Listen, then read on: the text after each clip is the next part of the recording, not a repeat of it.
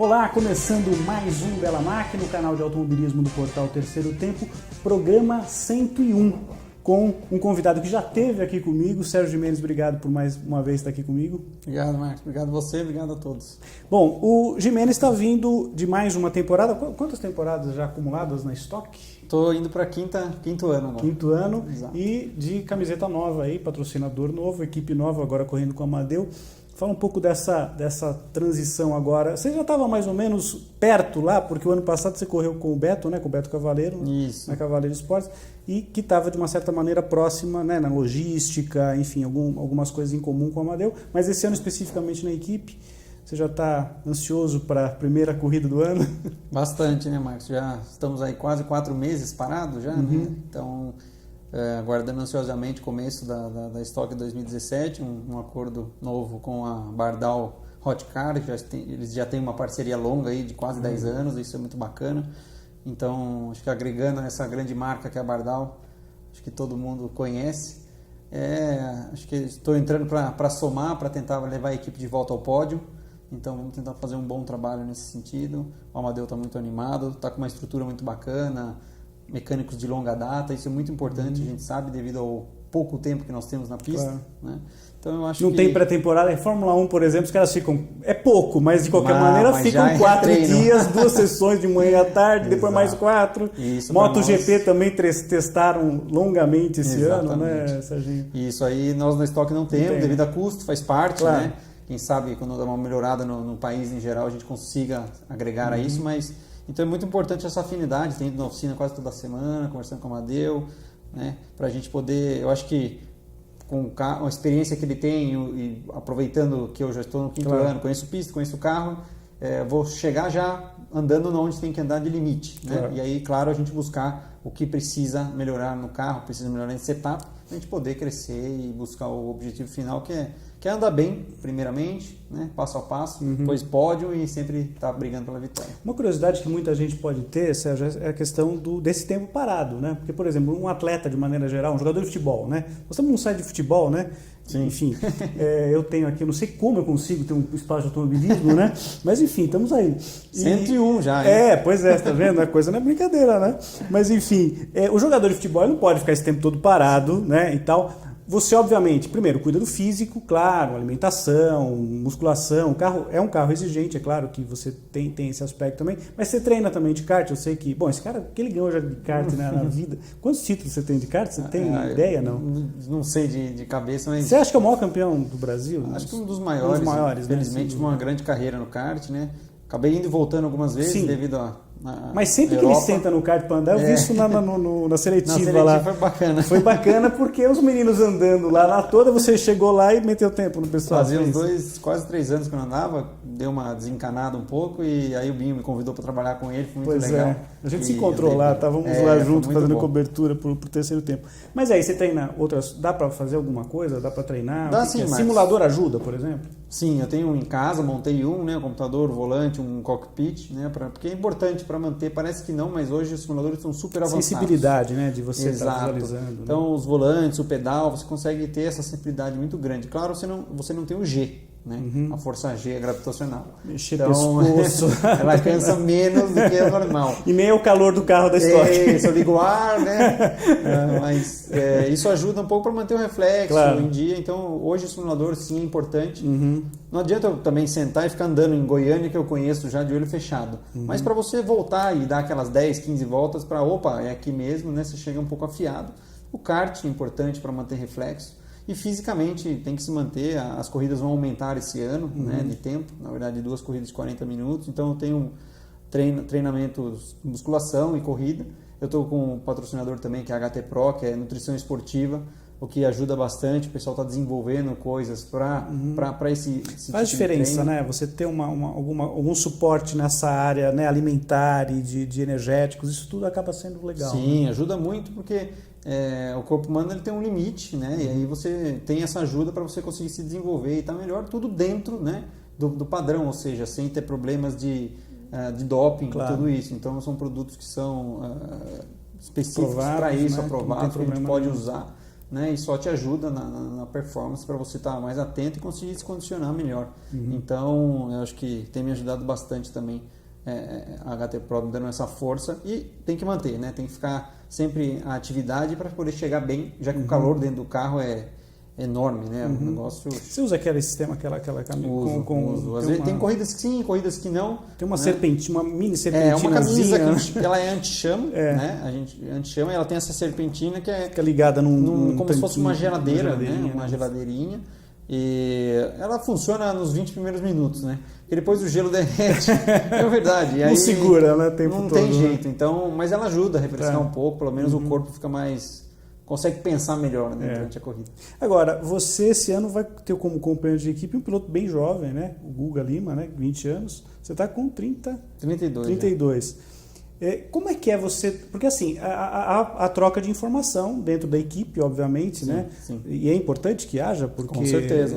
É fundamental. Quando você tem um piloto mais experiente e um mais jovem, como é que fica isso? Explica para o pessoal poder entender, porque é claro que você tem uma bagagem muito maior do que um piloto de 20 anos de idade. Claro. Como é que fica isso daí, Serginho?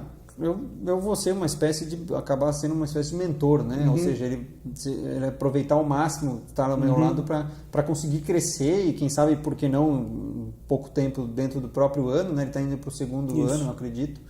E ele conseguir me ajudar em termos de ter velocidade para a gente poder trocar a volta e analisar alguns lugares que pode somar, né? Claro. Eu venho trabalhando com jovens pilotos já há algum tempo, dando coach. Ano passado você trabalou com o Rodrigo Batista, né? Já fiz 2 anos com o Rodrigo, né? Foram os 2 últimos anos, Eu fiz coach com ele, primeiramente Fórmula 3 e marcas, né? O ano passado eu tive a felicidade de correr com ele.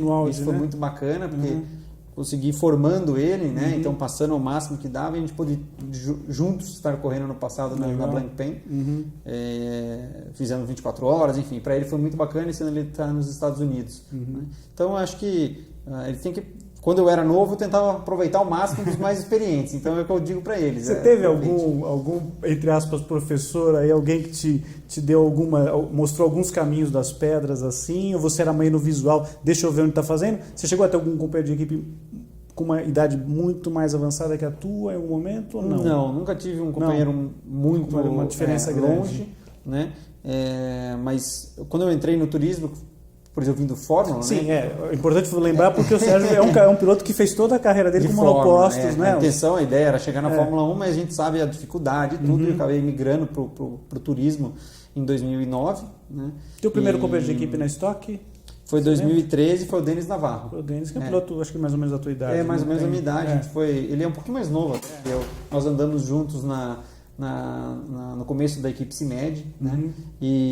Mas eu nunca tive um piloto tão mais experiente, mas foi muito bacana para mim a experiência. Eu andei com o pessoal do Team Brasil, quando o Antônio Herman fez equipe na Europa, então eu tive a oportunidade de andar com o Kaká como companheiro, não só de equipe, como depois meu parceiro no mesmo carro, com o Valdeno, com o Zonta, com o Átila. Então, como a gente estava sempre no mesmo box e acaba se unindo cada vez mais, porque a gente era os únicos brasileiros, numa equipe brasileira contra a macacada europeia. A gringaiada toda, né? A gente era o estranho, né? Então foi muito bacana. Acho que dá para tirar um pouco de a qualidade de cada um, né? E vocês formaram um Dream Team ali, né? Era espetacular. Realmente era muito legal de ver. Foi muito bom. Então eu posso dizer que eu consegui tirar o melhor aí, um pouco de cada um, entender, aprender, né? Acho que você tem que tentar somar e crescendo, né? A ideia da vida é ser evoluindo, né? Lógico. Então, é isso. Eu lembro até o Kaká gravou o 100º programa, a 100ª edição, ele falava um pouco sobre essa experiência que vocês tiveram lá no Blancpain, né, correndo lá com a equipe BMW Brasil. E eu lembro de um dia que ele falou que você andou muito bem em Brands Hatch, ele tentou andar e não teve alguma dificuldade e tal. Diz que o Valdeno era o rei de Brands Hatch, conseguiu andar super bem, bater todo mundo lá na ocasião. E foi uma retomada, né? Porque você tinha andado na Europa nessas pistas que você andou, né? Também, né? Andei, eu fiz, como a gente falou, eu fiz carreira de Fórmula, então eu fiz a Fórmula Renault na Inglaterra, depois fiz Fórmula 3 espanhola, que também pegou algumas pistas de fora.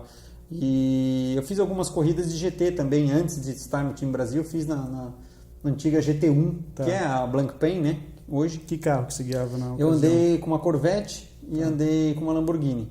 Então eu fiz 2, 3 corridas só, não fiz muitas provas. Só anda com carro ruim, sim. Eu até estava conversando esses dias com alguém, eu andei em muitos carros diferentes já. Legais não demais, só mais né? que o Zonta, que esse aí andou em tudo, mas andei em bastante coisa. Pisone também andou Pisone andou de carro, tudo, né? também, né?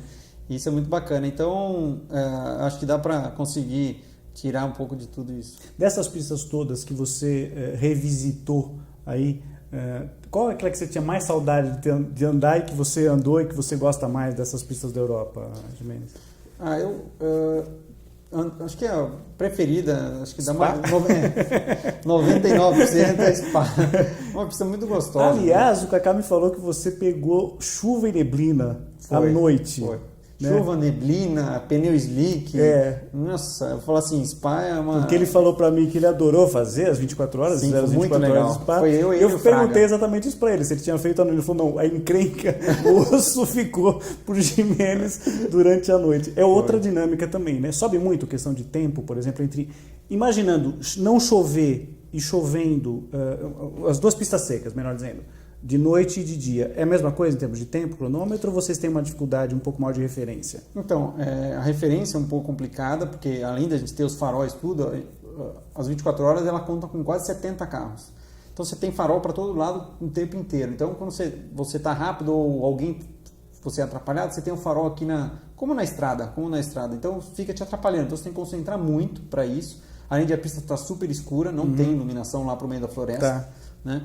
A questão da velocidade, quando o pneu está quente, você sai do box, está tudo quente, você é até mais rápido, porque a temperatura está bem fria, então o motor anda mais. Né?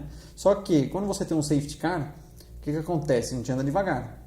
Quando anda devagar, a temperatura dos pneus faz assim, ó, puf, Despenca. Muito. Muito mais do que durante o dia. Só que o pneu ele é feito para andar quente. O pneu ele é construído para andar a 90 graus, 100 graus, certo?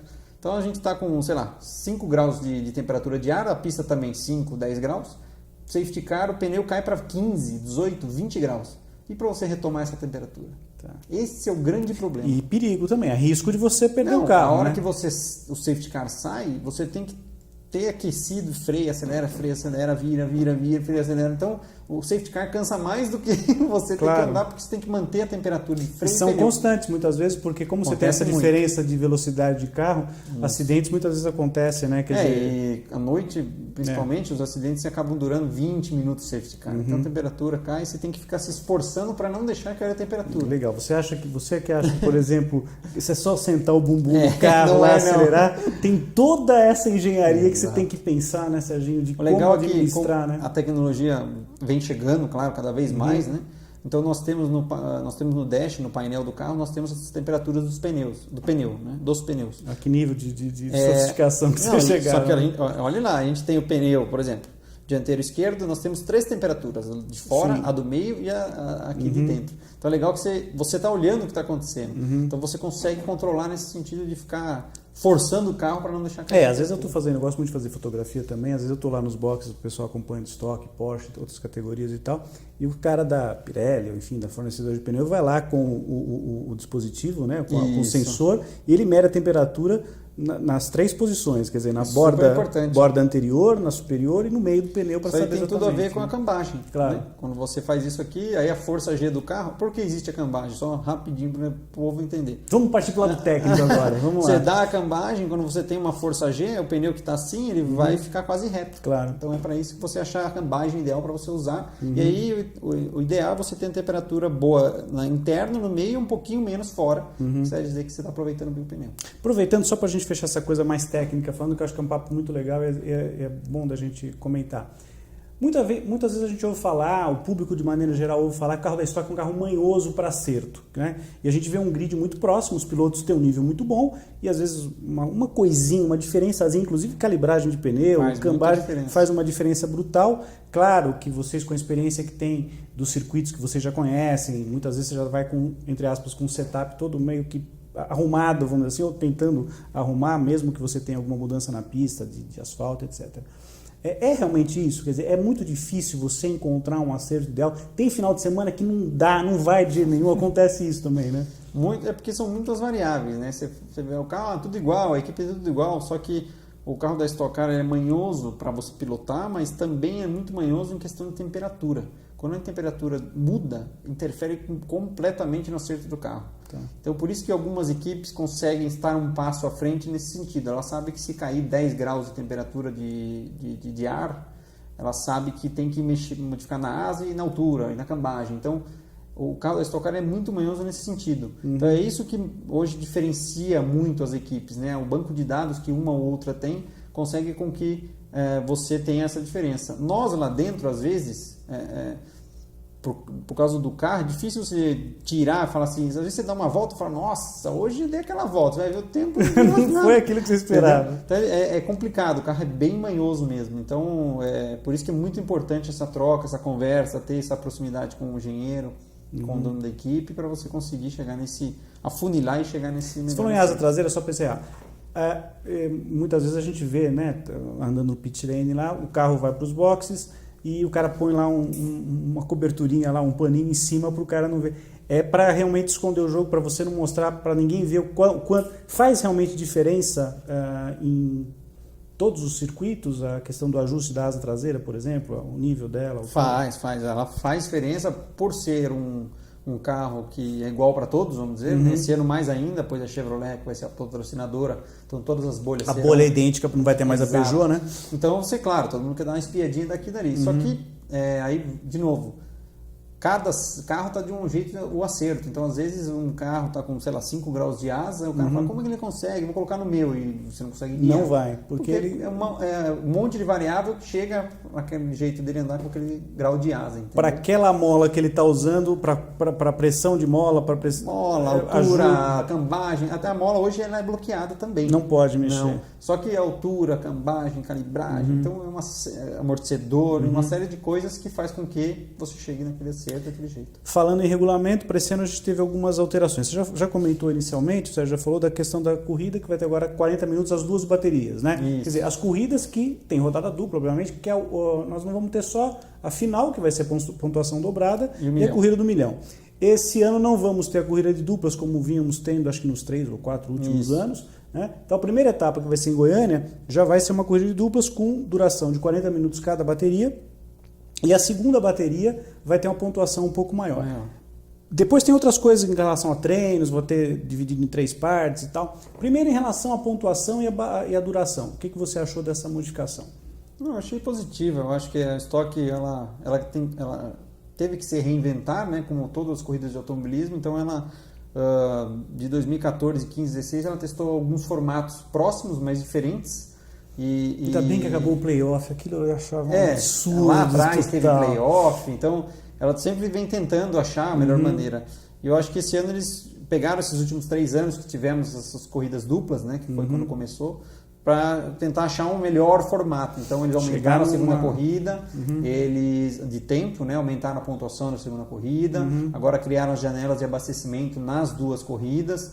Então é uma tentativa para que se equalize e não fique também um pouco como o ano passado, ele acabava ficando 2 corridas muito diferentes, independentes, né? outra, Um arriscava tudo para a primeira ou arriscava tudo para a segunda, né? Agora não, agora vai estar mais próximo, um pouco como foi 2014, que foi o primeiro ano, né, que teve já era assim, mas era um pouco mais próximo. Então acho positivo, acho que tem que tentar fazer. E a questão da janela que você estava me falando até antes de começar a gravação, o Sérgio estava falando comigo, vai haver de tal volta a tal volta, nesse intervalo que você vai ter que fazer obrigatoriamente a parada para abastecer o carro. Vai ser definido um regulamento particular dependendo da pista, né? Então vai ter o abastecimento obrigatório da volta 10 à volta 16, né? Então você pode escolher entre essas 6 voltas, 7 voltas, para você poder fazer a parada e fazer o abastecimento. O que vai diferenciar é quanto você vai colocar de combustível ou não, né?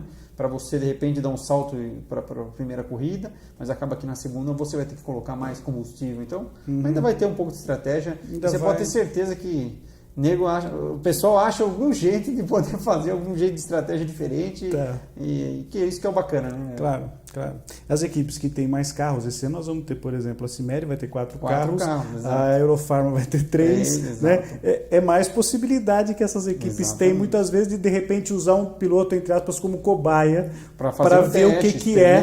Né? Faz uma diferença boa. Essa troca de informação é importante também, porque não poucos treinos e tudo, então quanto mais dados coletados você tem, mais você consegue tirar aí o que é a melhor opção. Bom, nós vamos ter o treino também com uma diferenciação importante, que vai ser assim, entram todos, tem todos os carros, né, vão para a pista, todos não, quer dizer, dividido em par e ímpar, né, e depois desses tempos sobram os 15 primeiros. Isso. Desses 15 sobram 6, e aí uma coisa que eu achei legal, que eu adorava isso na Fórmula 1, que é a volta lançada. Os 6 primeiros colocados não vão entrar ao mesmo tempo na pista, nem de 2 em 2. Cada um vai para aquela sua volta voadora. Você imagina como... Você já fez alguma treino dessa forma? Já teve alguma experiência nesse sentido? Não, na estoque não, mas no Fórmula no kart já. É legal, não é? É eu bacana, acho emocionante, eu acho muito muito bacana. É que ele vai eliminando. Fórmula 1 teve isso, eu lembro, pelo menos em 2004, que eu lembro de ter visto em Interlagos, da sua pole do Barrichello com a Ferrari, Montoya estava com o melhor tempo e o Barrichello foi fazer a última volta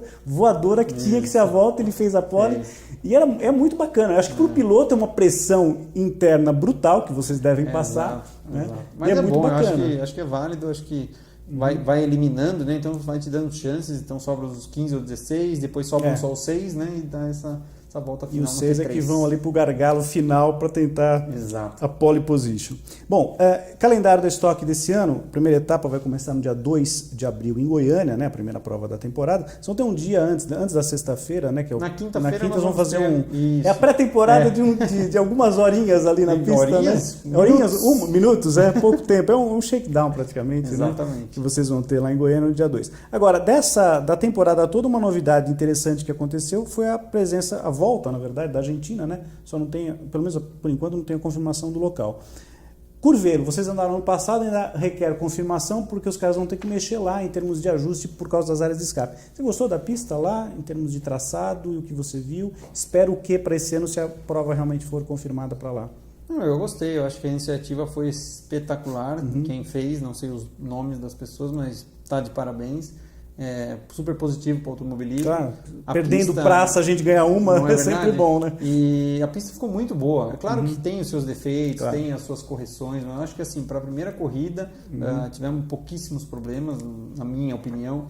Um pouquinho de área de escape, tira uma árvore daqui, afasta um muro dali, coisa que faz parte, na minha opinião. Então acho que é muito coisa que vai ser corrigida, tenho certeza, para que nós possamos voltar lá e também fazer um grande espetáculo, mas eu achei que foi muito bacana. Nós não temos também a confirmação ainda da Corrida do Milhão, pelo menos eu não tenho em relação ao local. Não foi divulgado nada ainda. Estão aguardando, né, para verificar. Eu voltei de férias, então eu não acompanhei tantas coisas ultimamente, mas não tem, acho que nenhuma novidade especificamente. Para a gente ir próximo já do final, queria que você falasse um pouquinho dessa tua experiência também, do outro lado, duas coisas que você tem. A tua experiência como profissional de outras áreas, que eu sei que você tem negócios, né, fora do automobilismo, mas antes de falar disso, eu queria que você falasse um pouquinho dessa coisa de formar pilotos. E eu tenho notado ultimamente, quer dizer, que aquele sonho da Fórmula 1, ele mudou muito, né, em relação aos meninos do kart. Você é uma presença constante, né, nessas competições de kart e tal, e hoje está mudando um pouquinho, ou migrando para o turismo. E uma coisa que me chamou muito a atenção ultimamente foi em relação, por exemplo, ao Matheus Leist, né, que é um piloto que foi campeão ano passado, 2016, da Fórmula 3 inglesa, né, que também, agora vai para onde e tal, e de repente ele foi para Indy Lights nos Estados Unidos. Você acha que realmente é por aí? Os Estados Unidos pode ser um caminho, porque o Brasil, o Elinho, o Tony estão lá, mas já estão há bastante tempo, está precisando também de uma renovação nos Estados Unidos, né, Sérgio? Acho que super positivo. Isso que o Matheus Leist fez, muito interessante, ele tentou verificar a melhor possibilidade. A gente sabe que a Fórmula 1 é um sonho muito complicado, né? Depende de uma série de fatores, não adianta você ser só bom, infelizmente é a realidade, não adianta você só ter o talento, você tem que estar no lugar certo, na hora certa, com os managers certos, com o patrocinador certo, porque hoje precisa do patrocinador. Max Verstappen não nasce todo dia também. Exato. O Max até é uma curiosidade, primeiro que é um talento, não precisa nem falar, né? Mas ele foi criado para ser piloto. Sim. Né? Filho de piloto e de pilota. Antes dele aprender a falar, ele já sabia dirigir. Né? Então, exato, filho de pai e mãe piloto. Né? Então, e claro, o pai foi ex-piloto de Fórmula 1, então facilitou muito a vida dele de colocar o cara lá.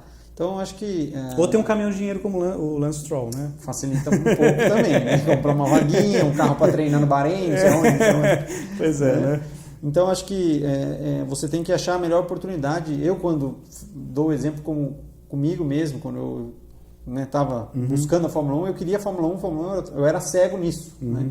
E nesse ponto eu me arrependo, porque eu poderia ter migrado para os Estados Unidos para tentar uma Indy, né?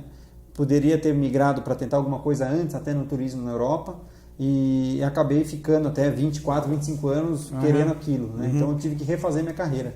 Então eu acho que é super válido o que o Matheus Leis fez, acho que é super bacana, ele está com os irmãos Zirani lá ajudando ele na carreira e tenho certeza que está muito bem assessorado, então acho que é positivo. E como você comentou, não tem mais só Fórmula 1, né? Os pilotos hoje, o que um piloto quer? O que nós queremos? Nós queremos ser um profissional. O que é um profissional? Você está recebendo para fazer aquilo que você sabe melhor fazer. Trabalho. Né? Que é uma coisa que parece simples, mas é super complicado você conseguir. Nem todo mundo consegue fazer aquilo que gosta e ser remunerado pelo que faz, pelo que gosta de fazer. Então, acho que esse é o grande objetivo. A molecada abriu a mente, abriu bem. Né? Tanto que a gente tem as categorias de base da Stock, né? O Brasileiro Turismo crescendo. O Marcas está um pouco no meio, então também tem alguns pilotos jovens. E alguns pilotos que não ficam só olhando para a Fórmula 1 ou Fórmula, né? Hoje abre o leque, tem diversas categorias para você se tornar um profissional. E como empresário, fala um pouquinho, você também mexe com irrigação, com posto de gasolina, tem um monte de coisa na tua vida fora. Dá para passar tempo, além de correr, né? Tentando, né? Eu tenho um posto de gasolina com o meu irmão, né? E a gente, meu avô que começou com isso, aí a gente depois... É no interior de São Paulo, né? Em Piedade. A gente deu continuidade junto com a minha tia e com a minha mãe. E eu ajudo meu pai também na empresa dele de equipamentos para irrigação, que também fica em Piedade, tem quase 40 anos a empresa. E entrei para ajudar lá e a gente está felizmente indo legal, indo bem para... A carreira de piloto vai até uns 40 e pouco, né? Então já tem que deixar calçado as coisas, né? Tem outras coisas no pós, né? Que é o que às vezes muitos atletas têm uma dificuldade, né? Em deixar a área de atuação, né, Sérgio? É muito difícil. A gente vê muitos jogadores, né, de futebol, porque tem muito mais do que pilotos, né? Verdade. E alguns outros atletas. No caso do Brasil, né? Que a repercussão futebolística é muito forte. É muito grande, né? Então é uma coisa que você tem que tentar ter uma sequência. Para você ganhar o dinheiro, não como no esporte ou em qualquer coisa, é super difícil, mas para perder 2 minutos, né? Qualquer besteira que você faça mal investido. Então é importante você ter uma noção boa do que está fazendo, como é que funciona o mercado, o que também não é nada fácil. Não é verdade. Bom, final, deixa você já falou dos teus patrocinadores, mas pode deixar o teu recado final para quem te ajuda e quem quiser te seguir em rede social, como é que faz para entrar em contato com você? Tem espaço na camisa e no carro para mais patrocinadores? Temos lá, a gente tem o carro, claro, agradecer a Bardal pelo nosso acordo, Hot Car, o Amadeu, também a HT Pro, que está indo para o 2º ano já comigo, está me dando essa força. E a gente tem os espaços no carro, para quem quiser entrar em contato, pode entrar via o meu site mesmo, www.sjimenez.com.br. Vai estar passando aí embaixo, Jimenez com Z no final e com J e Z no final. Ele é bem diferente, vocês viram, né? E no Instagram também estou, @73sjimenez. E enfim, quem quiser pode entrar em contato, seguir. Vamos torcer para esse ano a gente ter um ótimo ano aí. E agradecer você, Marcos, pela mais uma vez estar aqui no seu programa. Portas abertas. Parabéns, sempre. né? 101 agora. Agora vamos arrumar para os 200. Né? Vamos torcer para... Obrigado, Milton. Um grande Quem sabe abraço. você vai estar no 201 aqui. Vamos embora, tá combinado já. Legal. Combinado. Sérgio, muito obrigado pela presença em mais um Bela Máquina. Faço votos que você tenha realmente um ano muito legal, que você conquiste vitórias, pódios, enfim, a todo o pessoal lá da equipe. E a gente sempre deixa uma dica final para o pessoal acompanhar a famosa sessão, que é o Xodó do Milton Neves, que é a sessão que Fim levou do portal Terceiro Tempo. E nesse mês de março, é uma data chata para o Brasil, mas foi um grande piloto, né, que nos deixou exatamente, vai completar agora 40 anos, que foi o José Carlos Patti, que dá o nome ao Autódromo de Interlagos. Então, a homenagem de hoje, depois desse papo muito legal que eu tive com o Sérgio Jimenez, é para você dar uma olhadinha na página do Moco, né, do José Carlos Patti, na sessão que Fim levou do portal Terceiro Tempo. É isso aí, pessoal. Até a semana que vem, o próximo Bela Máquina. Um grande abraço. Tchau, tchau.